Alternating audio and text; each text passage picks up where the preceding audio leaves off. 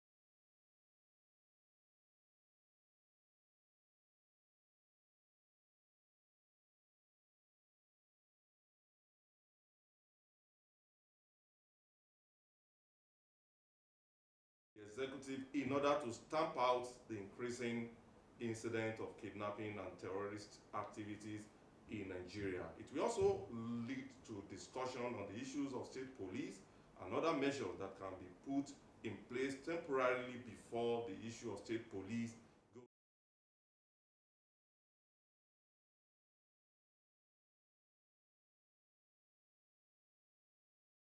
Taking my first story from Nigerian Tribune. Oriire abduction.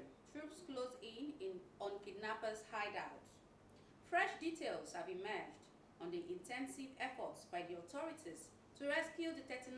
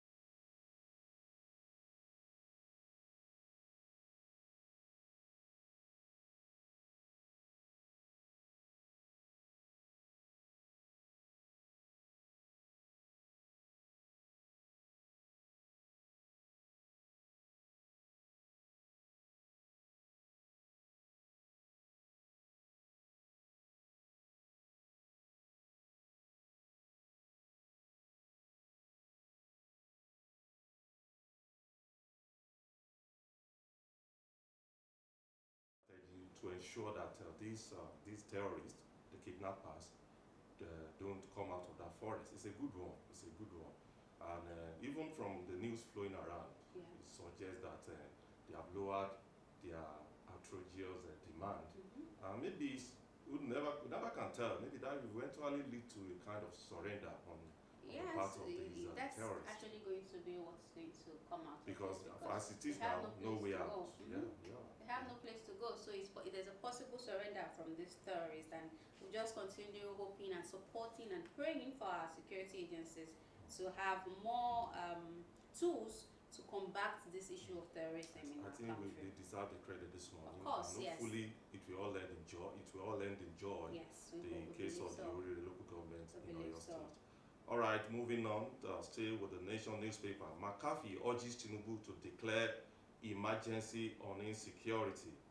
Former Kaduna State Governor, Senator Ahmed McAfee, has urged President Bola Tinubu to declare a national emergency on insecurity, warning that Nigerians' worsening security situation required extraordinary measures and a coordinated response from all tiers of government. The former national chairman of the People's Democratic Party, PDP, also opposed the planned disintegration of political parties.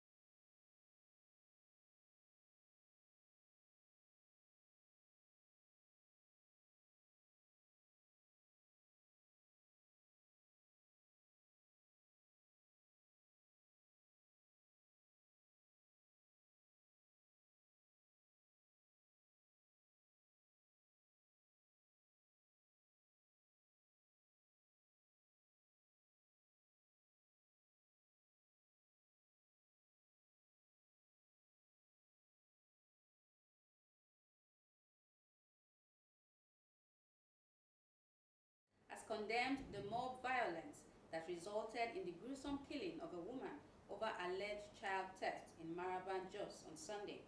This was contained in a statement issued by the police public relations officer, DSP Masir Hassan, and made available to journalists in Kaduna. The statement noted that at about 10 o'clock hours, the DPO of Maraban Jos received a distress call that a woman was being attacked by a mob over allegations of child theft without any proof to support the allegation. Responding swiftly,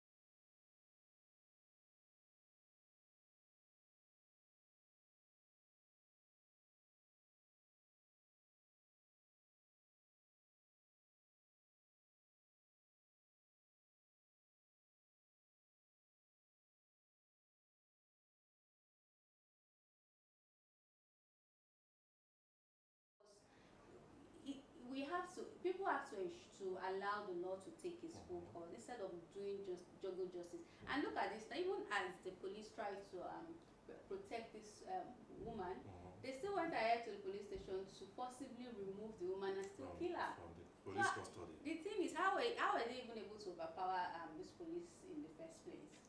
Sometimes it depends on the defense. They do not have enough exactly in that mechanism. police station. But I think I don't think we really need more sensitization on this issue of this syndrome of jungle justice. I believe people are just acting based on emotion. When you have a man that cannot control his emotion, that man is walking towards destruction. Of course. So it's largely lack of, the will, the firm resolve to control your emotion. And in our law, emotion is not an excuse. The law does not, doesn't reckon with emotion. It's not. So I think people should be disciplined, irrespective of what is going on. There is a law in the land, so allow the law to take its course. Of course. You don't rule based on emotion, and you never can tell, because in the course of trying to apply the law, a whole lot of investigation will have to come in, and probably at the end of it all, at the tail end of the investigation, we only discover that the case is not even what it is. Maybe the woman is even innocent. That's the more reason why we should allow the law to take its course. Very, very important. Of course. All right, away from the Nation newspaper now, I move to the Guardian. Tinubu hails Oyebanji's historic re-election, urges inclusive governance. With the rider, Lord Peaceful Ekitipu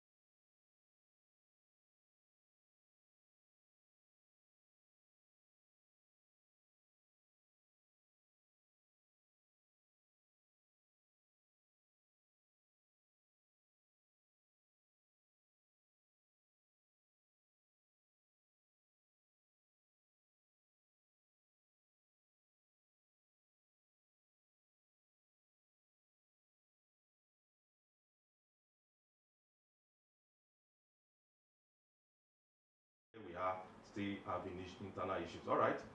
Okay. Still on Vanguard. New kidnap horror in Oyo as terrorists kill pregnant woman, ransom bearer. The worsening wave of violent crime.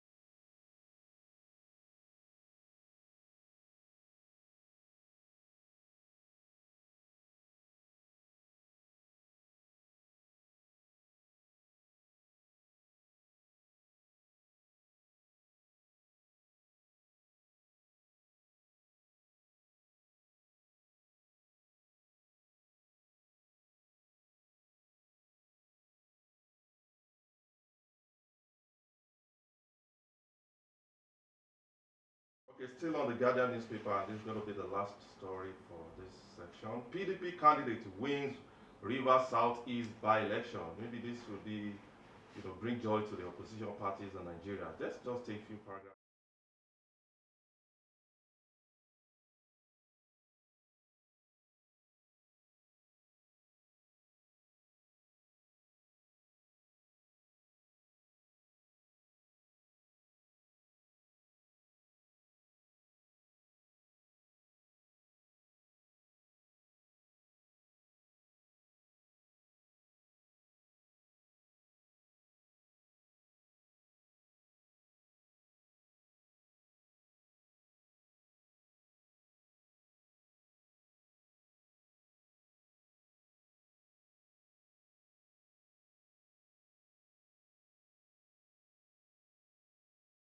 Come back, it will be time for our first discussion of today. It promises to be a very engaging one. Stay with us.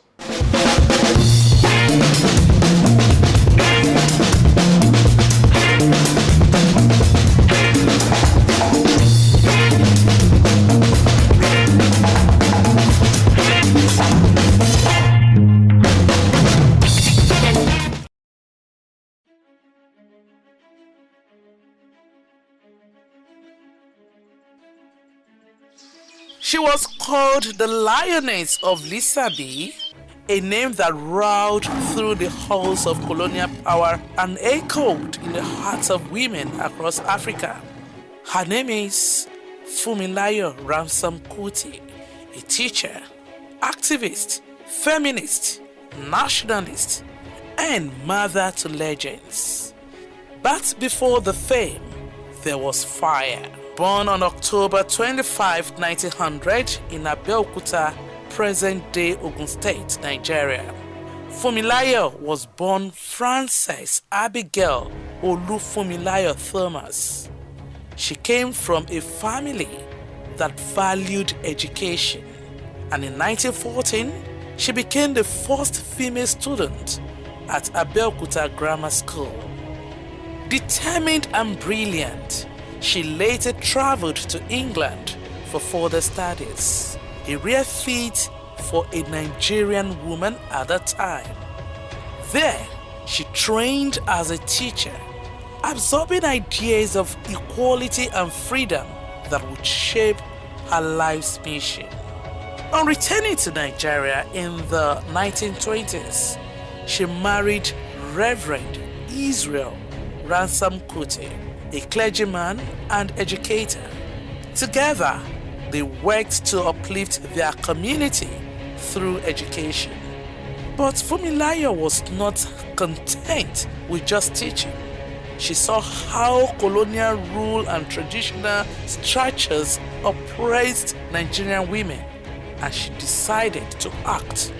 In 1947, she founded the Abeokuta Women's Union, one of Africa's most powerful grassroots women movements. The group fought against unfair taxation and the corrupt practices of the Alake, the traditional ruler of Abeokuta. Thousands of women led by Funmilayo marched in protest. They sang, they chanted, they occupied, and eventually they won.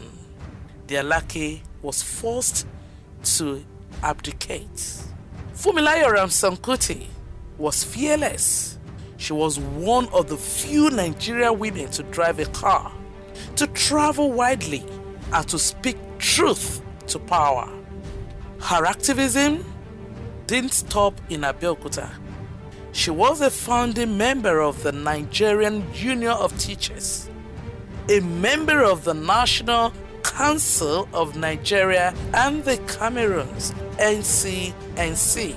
And in 1953, she became the first Nigerian woman to visit the Soviet Union, a move that earned her the label Communist Sympathizer by British authorities. But she wasn't deterred. In fact, she was emboldened. In her later years, she focused on broader issues: education, voting rights, women participation in politics. She advocated for the inclusion of women in leadership and resisted Nigeria's slide into authoritarianism. She raised 4 children, including Fela Anikulapo Kuti, the legendary Afrobeat pioneer, instilling in them the spirit of resistance and truth. But tragedy would eventually come. In 1977, during a brutal military raid on Fela's compound, known as Kalakuta Republic, Funmilayo was thrown from his second-story window by soldiers. She never recovered from the injuries, and on April 13th, 1978, she passed away. Funmilayo Ransom Kuti was more than a mother, more than a teacher. She was a symbol of courage, of resistance, of dignity. She paved the path so Nigerian women could walk tall, speak freely, and fight for justice. Her legacy lives in every classroom, every protest, every woman who dares to say enough is enough. This was the story of Funmilayo Ransom Kuti, the lioness of listening, a voice that cannot be silenced, a spirit that lives on.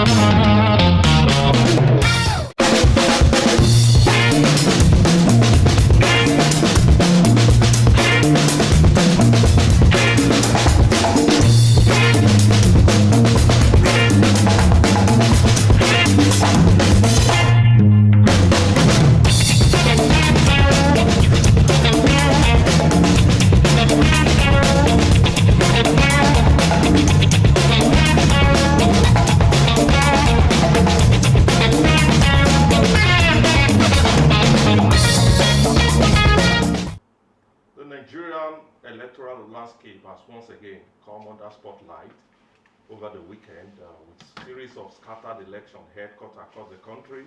Speaking of the Ekiti governorship election, the Odo South senatorial district election, and as well some other elections headquarters across the country. Beyond the outcome, beyond the winners and the losers, you know, it has become parity. This election has now generated quite a number of conversation around the turnout of voters, the strength of political parties, how they display their strength, and also the power of incumbency. Not forgetting the performance of the opposition parties that are trying to come up with something different, and also the readiness of political actors as we get ready for the 2027 general election. So this morning, we take a closer look at that election to pick signals from those elections, and as well, you know, what they could mean for the 2027 general election. So this morning, the discussion focused on 2027 in view, reading the signals from the recently concluded elections. And to join us in this discussion, we have in the studio a political analyst and also a public commentator, Henry Olonimoyo. Good morning, Mr. Henry. Good morning, Mr. Alex. Thank you for joining us as always. Good morning, Nigerians. All right. Now, some elections were held over the weekend, by-elections likely, except for the Ekiti governorship election. And what is your overall assessment of that election? What should we really pick from those elections held over the weekend? Yes, thank you. So you know that that's the first election or first set of elections we'll have after the 2026 electoral law came into be, sorry. And then of course you also know that it's probably the first major outing of Professor Joash Amumpita as the INEC national chairman. And of course, many people have also put that election as one of the elections for us to gauge the preparedness, the readiness of INEC, and to see a pointer towards the big one, which is the 2027 general election. So for us in Ondo State here, it was about the South Central District, having known that that position has been vacated by Senator Juma Ibrahim, who is now having an assignment at the United Nations. Okay. So that's 6 local governments for us to gauge INEC's preparedness, and of course the Ekiti election. And so the elections, of course, historically, I mean in recent history, Ondo and Ekiti elections have usually been calm without rancor. I mean, talking of recent history. So it went as expected as regards the fact that there's no rancor, it's largely peaceful. We saw that happen. But we saw some very funny things play out. In those South Central District, we got reports that people were going up and down like there was no election, and market women were selling their wares as if there was no election. And I remember on the morning of the election, when I saw the news flash that the police had said movement to be restricted within that area, and I just thought about that, what will happen if we adjust our rules when it comes to elections and we allow people to go about their normal businesses. And it just occurred to me that it's people, achievable. if it happens, people will not vote. Apathy will in just advanced country, from what I heard. Yes, in advanced elections country. are just like carnivals. But if it happens, if we do it now today, Okay. transporters will be doing their businesses, people will open their wares, and we saw it play out in those South Central It's like you cast your vote, people will not perform go your to civic even vote. responsibility and go back to work. People will not go to vote. Oh, A large majority will just believe that at least they can make their 5,000, 10,000 from their businesses than just vote. And we saw it play out in Ondo South. In Ekiti also, of course, not only in Ekiti and Ondo also, we saw that there was a delay and of course, owing to the working of the beavers machine, the REC in Ondo State also said that it was not only limited to Ondo State. I guess INEC had the problem, we might need to cut them some slack and hope that they will use the Osho election that will be coming up maybe in August to fine-tune that whatever happened to the beavers machine in some of the areas. There were places where elections were taking place as late as 12:30 in the afternoon. Election was just starting in some of those places. So INEC needs to fine-tune all of these things. So it was. Then of course the turnout, voter turnout is not any different from what it used to be 9%. All right, now looking at the takeaways from these elections, but maybe I should just take you the summary of the outcome. You know, the weekend Saturday election, APC won Ekiti governorship election by a wide margin. APC won 4 of the 5 declared by-elections, demonstrating strong performance across Enugu, Kebbi, Kano, and Ondo. PDP retained Rivers Southeast Senatorial District. Maybe that's a surprise, I don't know. Or maybe we should also put it, secured, retained Rivers Southeast Senatorial District. Maybe the devil is in the details. It is only victory among the declared result. While Nasarawa North Senatorial District result is still pending. So APC victory in Enugu North, traditionally considered as PDP stronghold, is one of the most significant outcomes of the by-election. So from the political analyst point of view, what will you make out of this election? What should we take away from these elections? Okay. So if you look at the dynamics around the elections, these by-elections that we have, is that some of the opposition parties that participated there, some, especially if you look at Ondo South, for instance, discovered that APC was probably maybe the most notable name on the list of parties. There was just 4 parties, APM, APP, and one other party like that. Now, we cannot, because you know parties also have been in turmoil in the last 3, 4, 5, 6 months. I wouldn't know why most parties skipped out the Ondo South Senatorial District election. Maybe we were too busy, parties were too busy trying to prepare for the 2027 election. So you might understand why maybe in Ondo South you had just APC and maybe 3 other political parties. You could also pick the Rivers State angle. It's a very special case because in Rivers State you have APC, you have PDP, you have Rainbow Party, Rainbow Movement. So and the way things are operating in Rivers State, you cannot tell. These are likely maybe a weak interest issue. So Rivers State is a case to be studied on its own. It has its own class.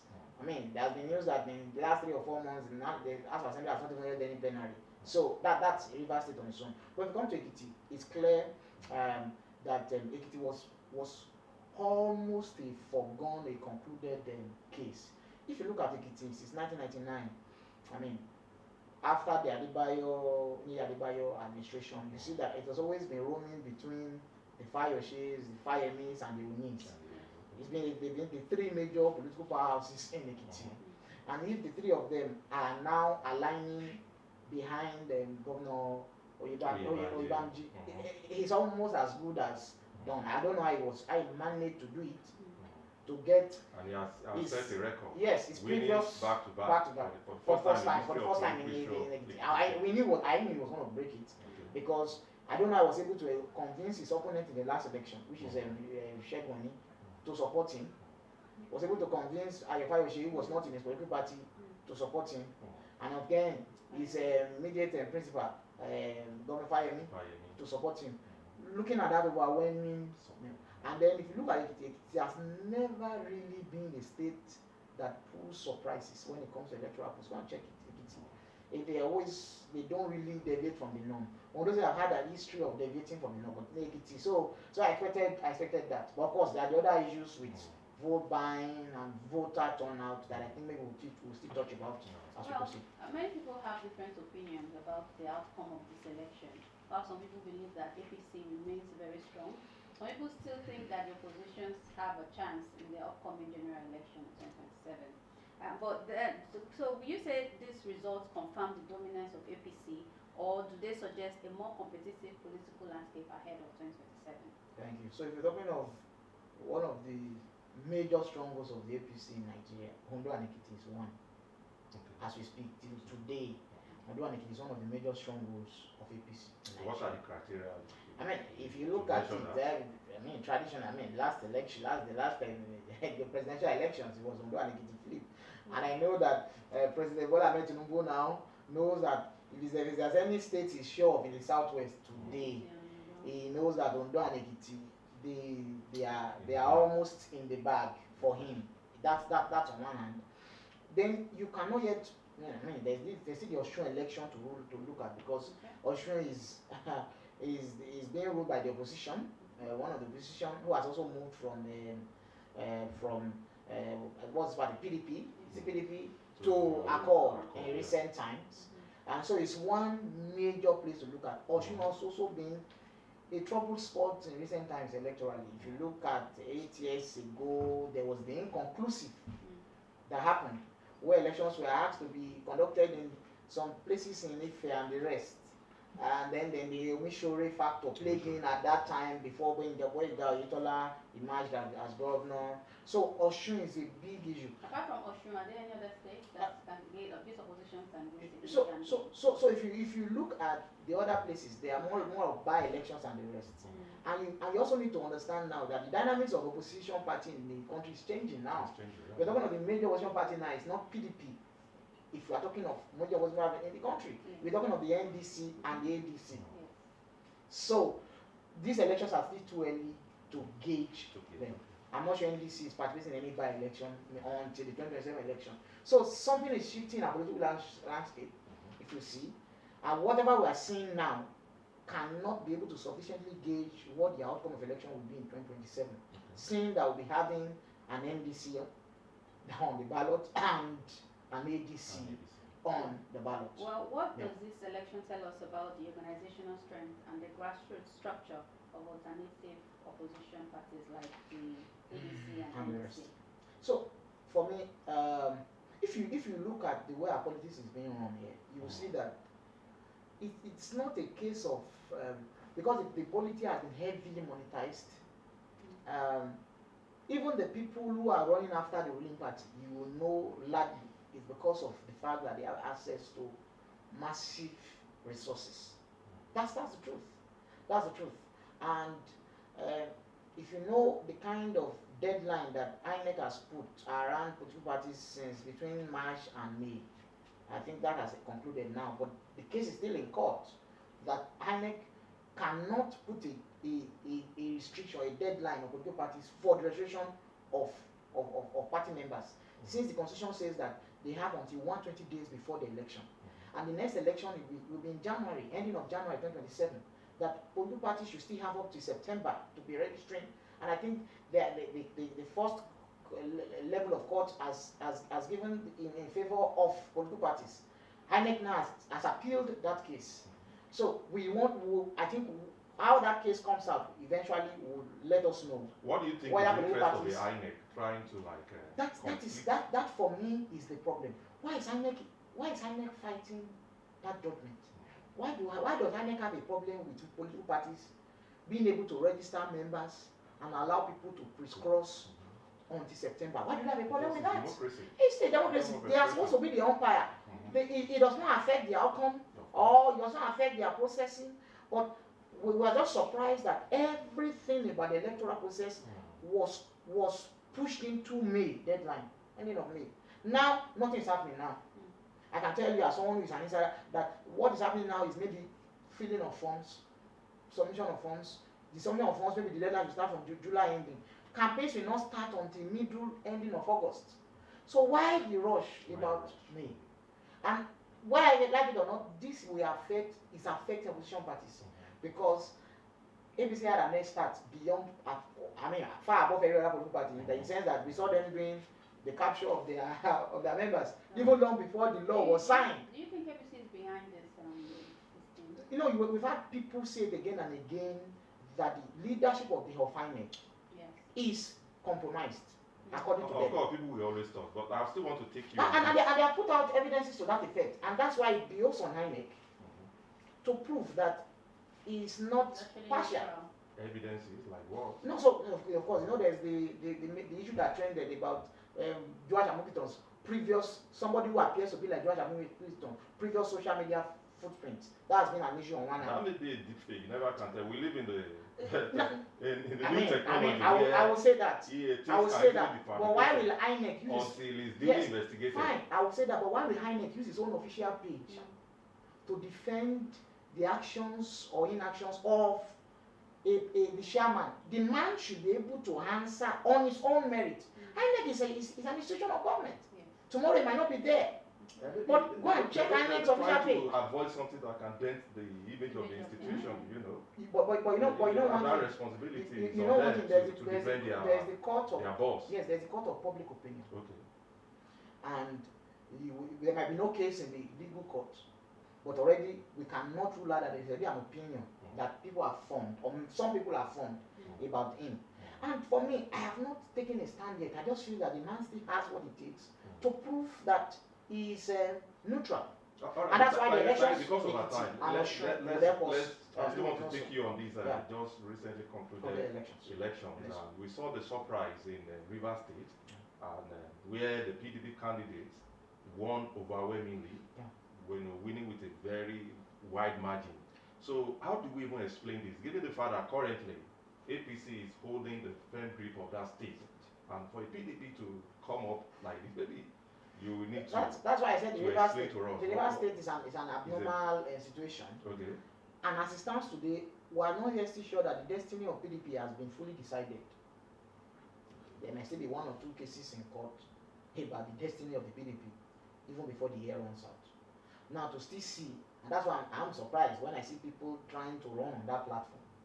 I mean, Governor Makinde is one of the strong figures in PDP. He has bailed out of the platform. Even AS on Wiki, we don't know which one he is doing, but clearly the PDP issue is a strange issue. We don't know what is happening. It's a strange issue. Most of the PDP loyalists in the House of Assembly, about 23 out of 24 of them, have now emerged as candidates of the APC in the forthcoming election. So how do you explain that? So River State is what what's happening in River State now is something that I don't think I've ever seen in our political history. And I believe it's one that people will write about in the coming years, about the kind of madness that are played out. In fact, you know that the minority leader in the National Assembly, who is from River State, has emerged as APC's governorship candidate for the forthcoming election. Well, let's talk about the low voters turnout. One thing that keeps showing up in our election is low voters turnout. Many eligible voters refuse to come out during voting, and they just want to stay away from the polls. So, in the just concluded elections, even though, like I said earlier, there were reports of low turnout, what do you think can be done to change this narrative as we look towards 2027 general election? So, on voter turnout, I have a theory. First of all, let me postulate my theory. Okay. Firstly, there was a time in the last 8 to 12 years, spanning the Atari Jega administration and the Professor Mahmoud Yakubu administration, when the card readers were introduced, and it was reading cards, and then they now made a provision for incident forms to be filled for those that the card readers could not accredit. Okay. And as soon as they gave people the opportunity to fill incident forms, people started filling incident forms nationwide.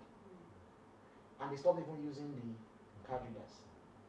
In that period, the voter register across all the states in the country jumped up.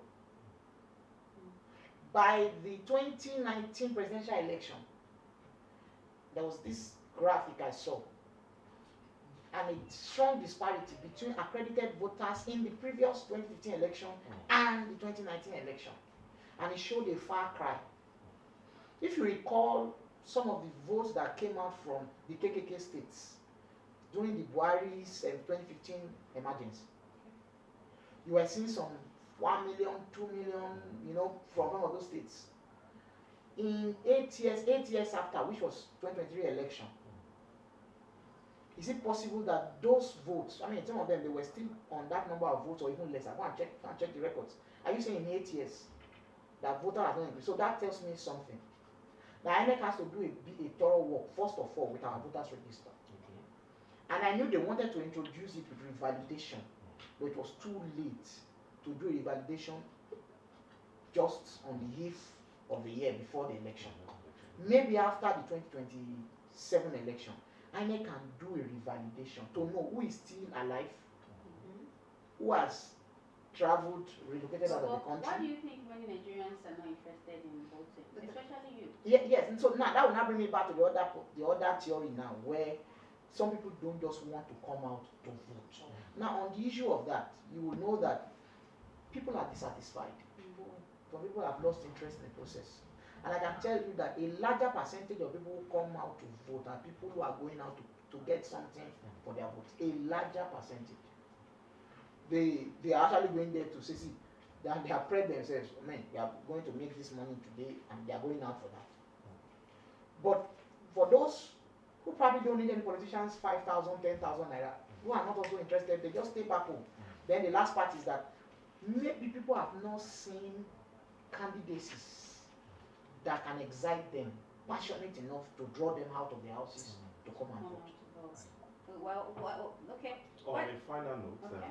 it's because of our time, we are really running out of our time. So looking ahead to experience credible elections in Nigeria, what should we really do differently between now and 2027?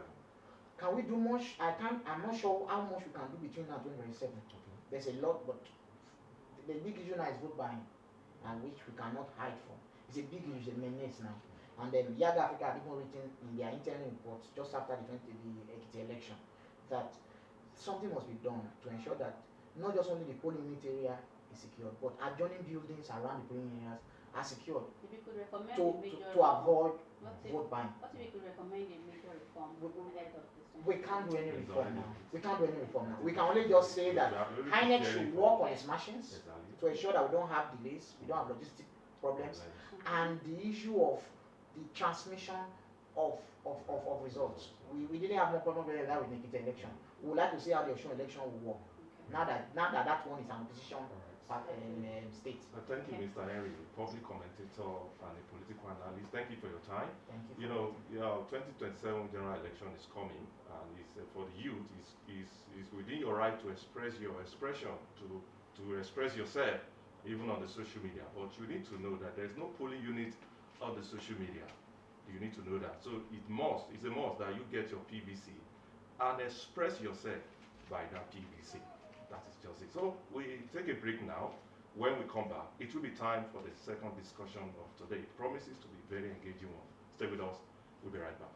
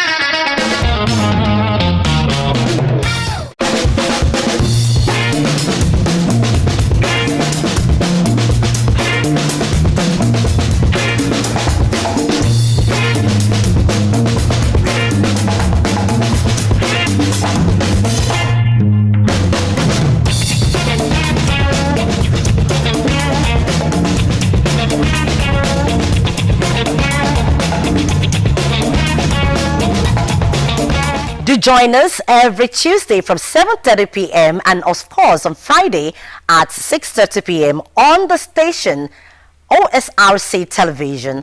And this is the program where we take a look at the activities of the government of today, and it is Sunshine's Diary. Do join us then.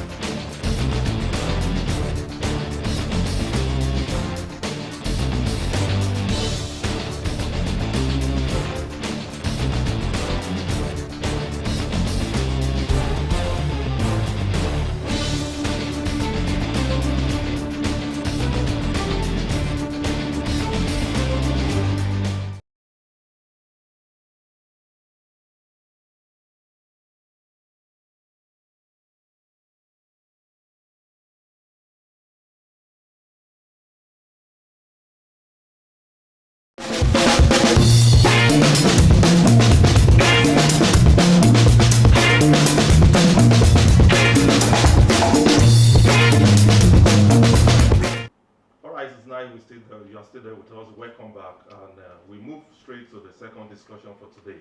You know, the success of any government is not measured by the formulation or implementation of policies alone, but also to what extent the citizens are carried along, they embrace, they understand, even embrace, and possibly participate in the implementation of policies. You know, upon the inauguration of Governor Lucky Orimiso Aiyedatiwa as the executive governor of Ondo State, he rolled out the Our Ease agenda, which is the compass driving his administration. So this morning we want to know, to examine the level of public engagement put in place to ensure that citizens are well familiarized with this agenda and the implementation of its policy. So this morning we have been joined live by the Honorable Commissioner for Information, Honorable Idowu Ajanaku, who is going to be speaking to us about the level of public engagement put in place so that the people of Ondo State can be well familiarized with the Our Ease agenda. Good morning, Honorable Commissioner. Thank you for joining us. Thank you very much. It's a pleasure to have you on the show. Thank you. All right. So let's get it started. You are the Honorable Commissioner for Information. So what is the role of your ministry in ensuring a very effective public engagement as far as the Our Ease agenda is concerned? So how well are you playing this primary assignment as the Honorable Commissioner for Information? Thank you very much. You will recall that when I came in July last year, I made a number of promises. Okay. And how I want also to implement information machinery in Ondo State. And I decided that first, I want the information machinery to flow from the grassroots, especially from the ward to the local government, and then to the state, to the state capital. Okay. Because I discovered that most of the people of Ondo State, majority of us live in the hinterland, in the rural areas. Okay. And that is basically why the information was flowing into those areas. And the governor has also set an agenda. How are we going to do this? We have decided that we employ some freelancers, especially those people who are working on social media, to get what is going on in their various wards, get them to this local government and then to the state.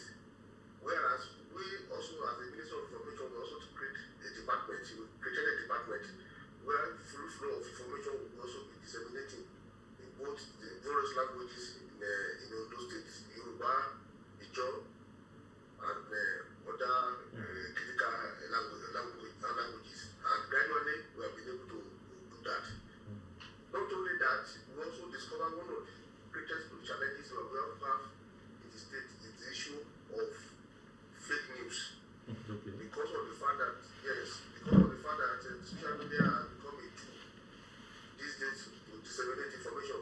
And we discovered that this particular entity is being used in a very negative way, particularly not only those states in particular, but all over the place. But we, on our own part in Ondo State, we felt that this needed to be done in order to check this kind of information.